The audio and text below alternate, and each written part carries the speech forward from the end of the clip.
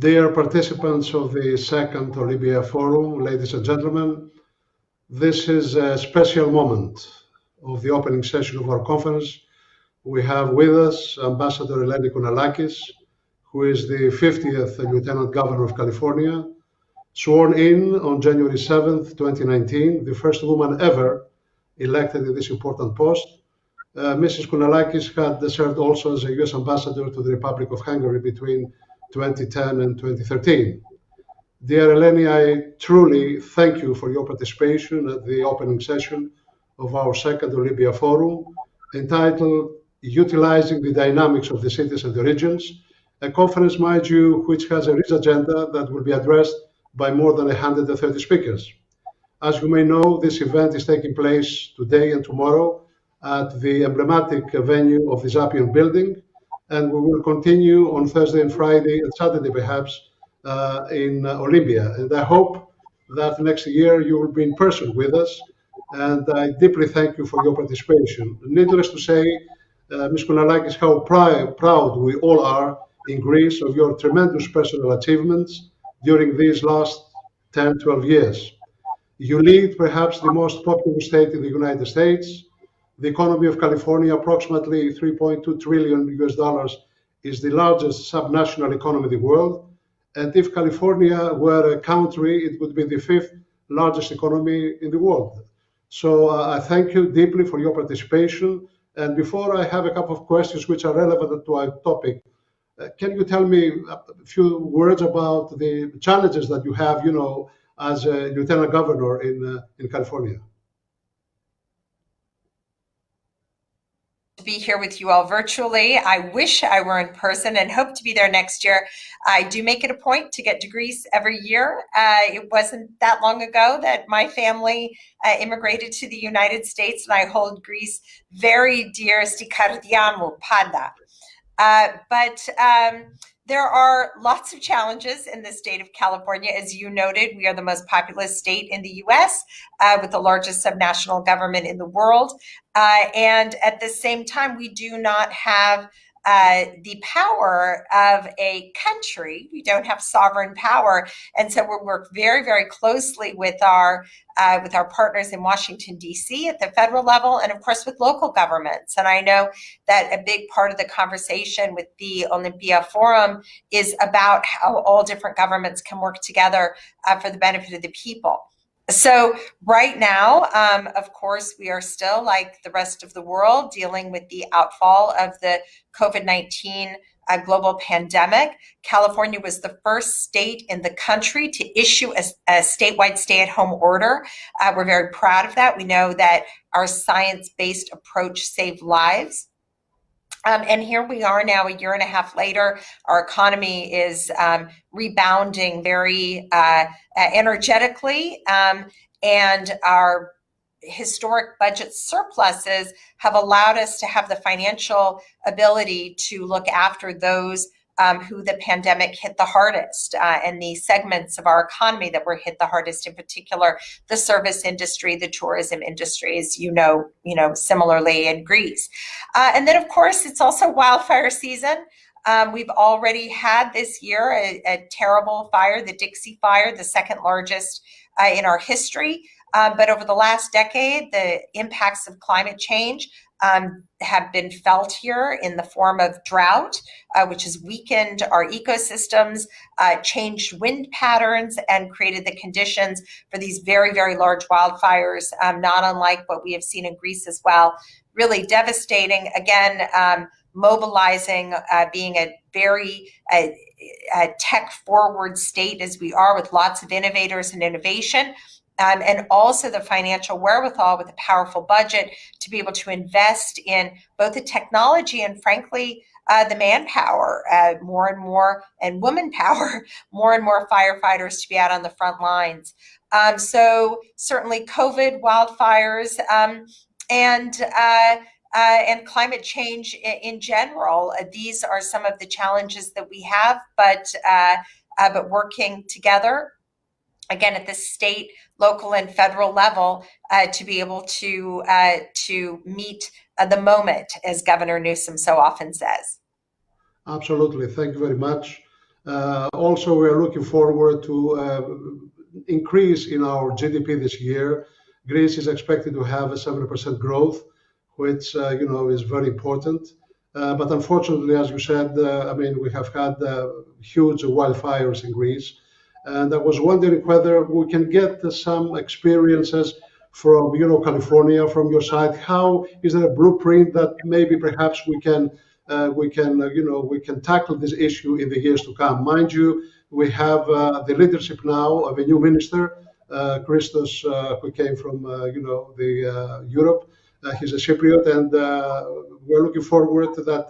Perhaps with his leadership, may help us in finding ways to tackle this important issue for Greece. Evia, the island, and other parts of Greece, Attica as well, has also damaged tremendously. So I don't know whether you have any thoughts about how we can get some experiences from your side. Well, I certainly do, Symeon. As I said, my family is from Greece. I spend a lot of time in Greece. My husband's family is from the island of Crete, and I happen to have been in Greece both during the Attica fire and during the Evia fire this year. So there are many ways that sharing best practices and information, Greece and California can work together to be ready for coping with the devastating consequences of climate change. But I think it is really important for everyone to understand that the catastrophic impacts of these fires is driven by a changing climate. The weakening of our forests through many years of drought and infestation of something called the pine bark beetle has led to the largest die-off of our forests in recorded history. About 150 million trees died over the last decade because of the warming of the planet, and that has left our forests very vulnerable. And then, of course, there are the winds. And the winds, and this is, of course, very similar in Greece and in other places, Australia, that have experienced these fires. It creates a challenge that firefighters, when you talk to them, things they've never seen before. Fires that travel at the rate of a football field per second. Fires that create their own weather patterns because they are so there's such powerful forces at play. Fire tornadoes that have been witnessed by firefighters who come in to combat these conditions, and it's incredibly dangerous and incredibly powerful and difficult to contain. It takes sometimes weeks in order to even be able to make a dent in containing these fires once they have become catastrophic. So the absolute key is spotting the fires early and putting them out before they become catastrophic. So we have gotten very, very good at the camera technology necessary to be able to spot the fires early. We've also gotten very good at being able to look and coordinate with the federal government to look at weather patterns to be able to say, this area is going to be very, very windy. If there is a fire that sparks, and again, we have thousands of fires every year. Most of them we put out early, but we have to get so good that any fire that breaks out in our state, we're able to put out early and quickly. And we have done a lot, but we have more work to do to really be able to take on this last piece. And I also have no doubt that the innovation that is happening in the state of California in this space will lead to the kind of technology that will be used in Greece and in other places that are experiencing the same thing. This is very good thoughts, Eleni. Thank you very much. This is very optimistic. Let me turn to another question. The United States is one of the most decentralized countries in the world, one where states have major responsibilities, big budgets. In Greece, it is a little different. My question is how we can tell, to the Greek lawmakers that perhaps, in the future to give a little more powers to the regions, because they can contribute a lot to the growth of the economy. Well, that's such an interesting question, Symeon, and we kind of experience it's a little different for us. We are 40 million people. It's 3.5 times the size of Greece. Our economy, as you noted, if we were a country, would be the 5th largest in the world. And yet we operate at the subnational level and need to look to our federal partners on many of the important issues that impact us, everything from immigration to trade policy that disproportionately impact the state of California, but that we don't have a sovereign voice over. But what I can say is this: if you sort of draw the lens back on this question, which I know is very much the topic of your conference, of local governments versus national governments. And that is what I often think of going all the way back to Plato, which is this question of how to ensure that democracy is sustainable over time. Because as we know, Plato was very suspect of democracy. He said that democracy is always one step away from tyranny, and that middle step is chaos.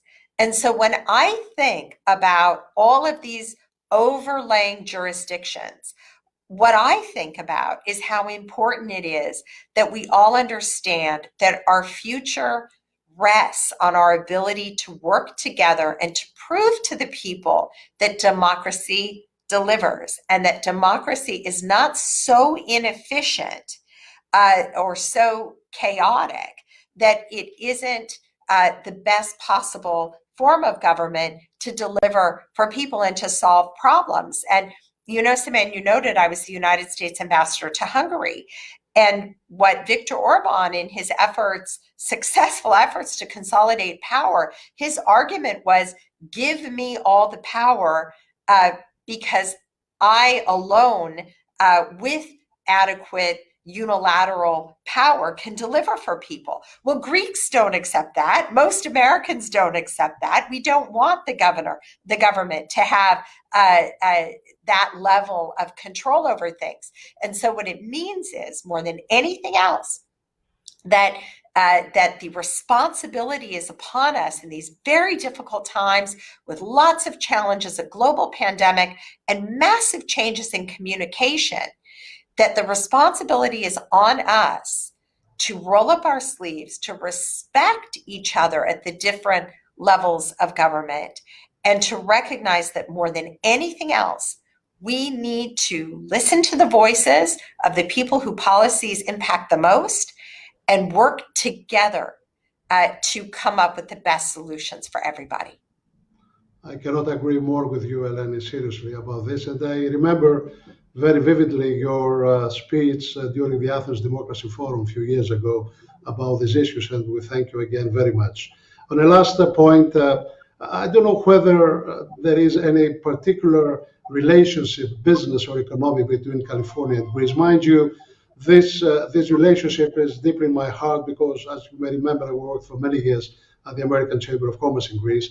So I will speak with the Greek government here. We have an excellent deputy minister for international relations, Mr. Fragogiannis, and perhaps we may need in the next, months or few years that we lead a business delegation to California and try to see how we can possibly, increase, the business ties between California and Greece. If we focus on investments, on exports, on many things, technology, as you pointed out before, transfer technology on wildfires or whatever, I think we have a lot to do together. And since you are there, I think you can help us a lot. Symeon, Greece is having a moment. The whole world has watched Greece rise to the challenge of having a successful tourism season in the middle of a global pandemic. It seemed that the whole world last summer either went to Greece or wished to go to Greece. I think that the success of Greece in having a cohesive response to COVID, a science-based one, that allowed for the economy to continue, not just to function, but to really have a successful tourism season, was seen with a great deal of respect. And one thing I notice quite often as an elected official in the state of California is that people have a very positive orientation to Greece and to Greek people. There is an openness of spirit and a love of life, and it is infectious. So anything that I can do to help increase the bonds of friendship and economic exchanges between Greece and California, really, Symeon, it is a great honor and privilege. Thank you very much. We're going to discuss this with our government as well as with Ambassador Payat. You know, he will end his career perhaps by the end of the year in Greece. And we're going to have a new ambassador. This is what we read. I don't have any specific information. But definitely next year, perhaps we can sit together and see how we can, further develop the relationship with you. I thank you very much deeply. It was a great, conversation. It is always great to have you here with us.